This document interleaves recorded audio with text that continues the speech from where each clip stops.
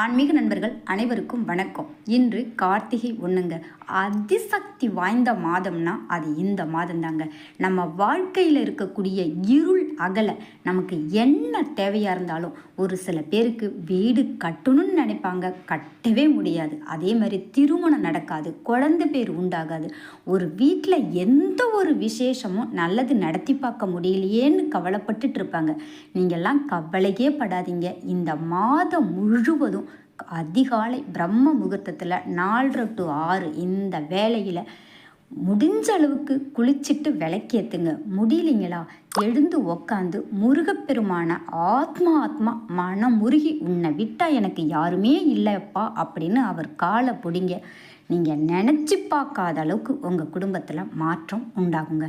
அதேமாரி மாலை 6 மணிலேருந்து 7 மணிக்குள்ளே உங்கள் வீட்டு நிலவாசலில் ஒரு 2 தீபம் 2 பக்கமும் வைங்க. நம்ம வீட்டு நிலவாசலில் இந்த தீபம் ஏற்ற நம்ம வீட்டில் உள்ள பிரச்சனைகள் எல்லாமே அகன்று, தடைகளும் அகன்று நிம்மதியாக சந்தோஷமாக வாழலாங்க.